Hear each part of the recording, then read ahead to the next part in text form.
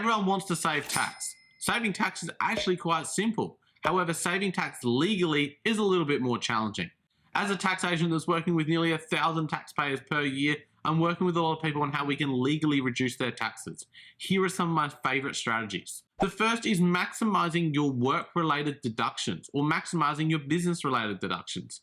Maximizing your deductions is the easiest and legalist way to save tax, because if you have spent money on something that you can legally claim, then you are entitled to claim it, reduce your taxable income, and therefore save yourself tax. The trick with this though is to not go out and spend money on things you didn't need just to save tax. So if we look at someone that's on the average tax rate of 32.5 cents plus the 2% Medicare, so 34.5 cents, and they go out and they spend $100 on something, this is going to save them $34.50, not the $100. So they are still out of pocket by $65.50. So this is the key thing to keep in mind. So if you needed this for work or for business purposes, go ahead, go and do it. I'll give you the big tick of approval. However, if you didn't need it and you're buying it just to get a tax deduction, then you're actually out of pocket more than what you save tax. And this is an area a lot of people go wrong. They go and spend money on things they didn't need just to save tax, and it turns out they're worse off. So obviously the key to maximizing this is maximizing what you know you can claim. So by having a better understanding of what you can claim, it can obviously help you maximize that deduction. Now, there are 3 golden rules when it comes to claiming a deduction. You must have spent the money and you weren't reimbursed. The expense must directly relate to you earning your income, and you must have a record to prove it, usually a receipt. You need to make sure you're ticking these 3 boxes when it comes to claiming a deduction. Tick all 3 of these, go ahead, claim it in your return, reduce your amount of taxes you paid, and you know it's been done legally. The second one is ensuring the who is getting taxed is correct. So you want to make sure that the person paying tax is on the lowest marginal tax rates where possible. Now, you can't do this with your work income. For instance, if you're working a normal job, you can't go and split that salary with your spouse. Unfortunately, the ATO don't allow that. However, you can get creative with other aspects of income you've got. Maybe you've got interest income, so you've got savings in a bank account, and if you had that in your name, you might be on the highest marginal tax rate of 47%. So you'd be paying on your $10,000 of interest, you're going to pay $4,700 in tax. Maybe you've got a spouse that's not working at all, and you put that investment in their name, and now they hold all the income, and they are on no tax because they're under the tax-free threshold, and all of a sudden you're going to keep all of that interest. Now, there's obviously other factors that play beyond just tax. You need to make sure you're understanding asset protection and potential other legal matters, and there's a whole world of things you could go into. But if you're looking at it just from a purely tax point of view, getting creative with who owns the assets can really help you. This can go beyond just savings in a bank account. You can look at investment properties. How is the ownership of that structured? Maybe you're going to go one step further and you're going to set up a family trust where you have a discretionary trust where each year you can split the income from that trust how it best sees fit. And maybe you're going to then even bring in children or maybe other family members such as retired parents and be able to give them income at a lower tax rate.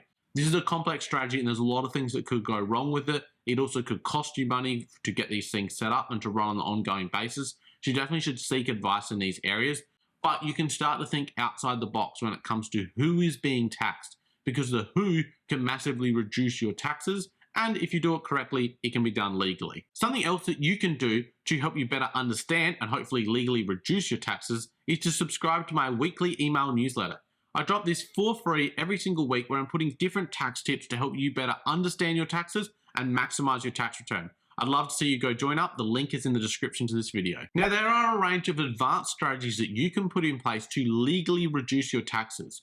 What I'm going to do here is run off some of my favorite ones. I'm not going to cover them in too much detail, but if you want to know more, drop a comment down below on which one you want me to cover in a future video. So we could look at things like using a company to build wealth and then paying out dividends in retirement.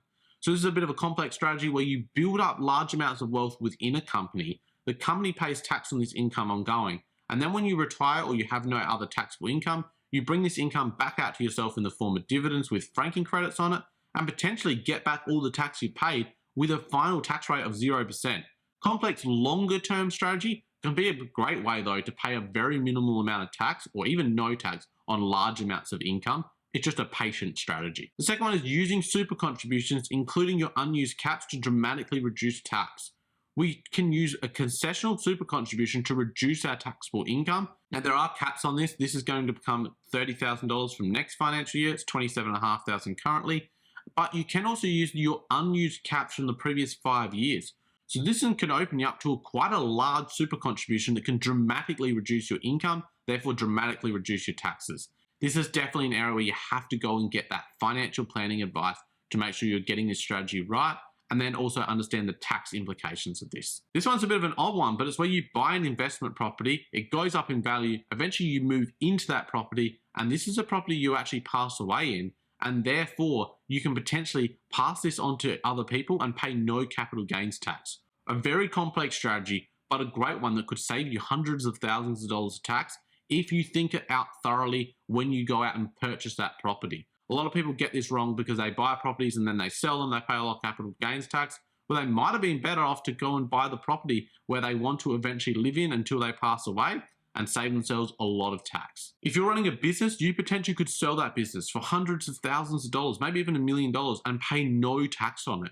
There are a lot of different small business capital gains concessions, and you need to understand them thoroughly to get it right, but they can be a dramatic difference between paying hundreds of thousands in tax or paying no tax at all. I've got some clients that are currently selling businesses or thinking about selling businesses, and we're really diving deep into making sure we get this right, make sure we've got the structure right before we sell it, what we do with the funds after we sell it, and what age they are to ensure that we are dramatically reducing the amount of tax they pay. They say business is the best avenue to save tax, and when it comes to selling it, it is very true. The final one is utilizing super contributions as you approach retirement to dramatically reduce your taxes. A lot of people start to get way more aggressive with what they put into super as they get closer to retirement, just because of the tax concessions they're getting there.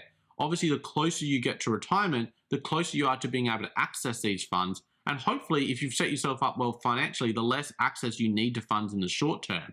So people can use this strategy with super contributions to dramatically reduce their taxes to obviously then maximize their wealth as they get into retirement. Again, it's an area where you need to seek that advice, but working with a financial planner and a tax agent as you approach retirement can make a dramatic difference to how much funds you've got access to in retirement. Each year, the ATO puts out a hit list of the areas they're focusing on when it comes to tax. In this upcoming video, I'll go through the 2023/2024 ATO hit list and talk about the areas that you're going to really want to make sure that you are doing legally when it comes to reducing your taxes, because the ATO are focusing on them.